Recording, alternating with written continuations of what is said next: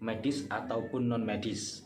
Apalagi keluhannya itu adalah jenis, hanya saja dari jenisnya kita perlu ketahui jenis fosil Gallikelor atau Gallikelor yang memiliki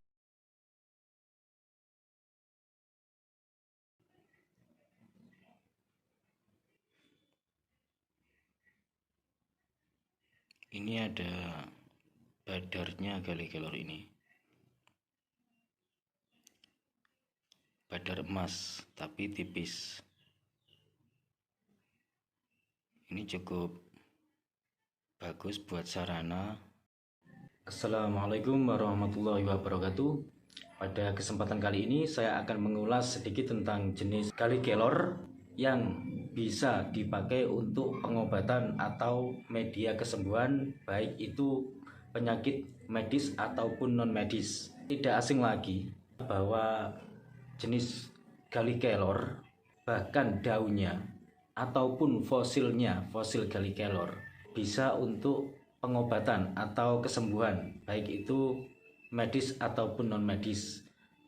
Apalagi keluhannya itu adalah jenis penyakit-penyakit yang hubungannya dengan otot atau saraf yang kaku, biasanya begitu. Karena Gallikelor itu bisa, selain bisa mereda, juga bisa memberikan efek ketenangan sehingga bisa melenturkan saraf-saraf yang tegang ataupun bagian sakit di pencernaan dan lain sebagainya. Untuk jenis Gallikelor yang bisa dipakai untuk pengobatan ini jarang sekali diulas ya, dikarenakan mungkin jarang sekali sahabat-sahabat yang mengetahui jenisnya, terutama sahabat-sahabat yang pemula ya, untuk menyukai Gallikelor atau fosil Gallikelor. Fosil Gallikelor atau Gallikelor kalau untuk kesembuhan itu sama-sama bisa untuk pengobatan. Hanya saja dari jenisnya kita perlu ketahui, yaitu jenis Gallikelor atau fosil kelor yang tidak ada badarnya. Banyak sekali jenis fosil Gallikelor atau Gallikelor yang memiliki badar. Biasanya ada yang putih itu disebut badar perak, yang agak kuning keemasan disebut badar emas. Ya, jenis-jenis Gallikelor atau fosil kelor yang mempunyai badar itu bukan berarti tidak bisa, tapi kurang bagus untuk kesembuhan atau pengobatan. Kecuali pengobatannya itu di bagian luar, seperti pengobatan bagian dalam termasuk pencernaan dan lain sebagainya. Jangan sekali-kali menggunakan media kelor yang mempunyai badar.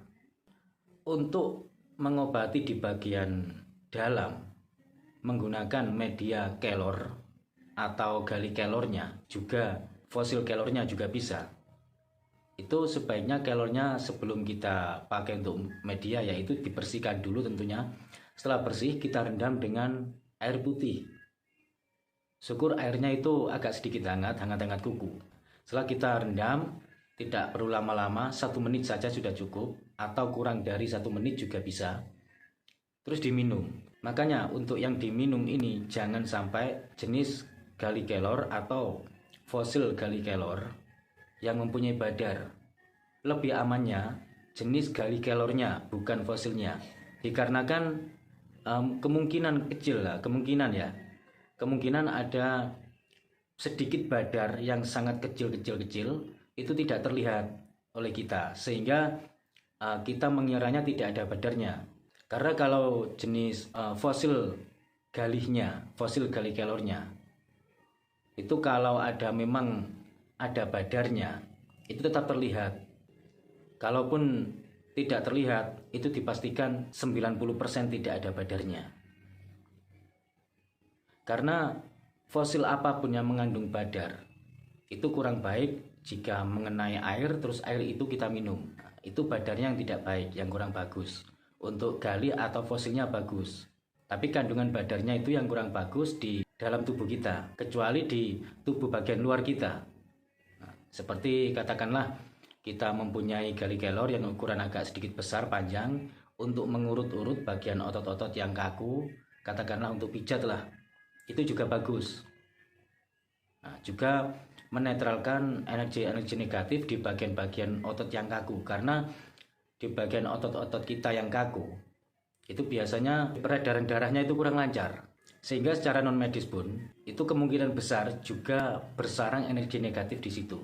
Karena sudah dijelaskan dalam agama Islam, bangsa jin itu juga bisa melalui peredaran darah kita.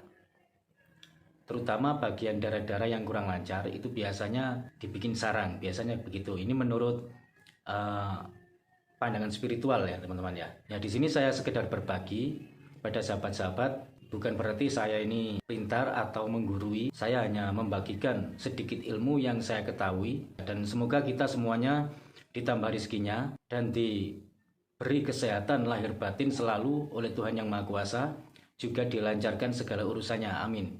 Sekian dari saya, kurang lebihnya saya mohon maaf. Wassalamualaikum warahmatullahi wabarakatuh. Salam budaya.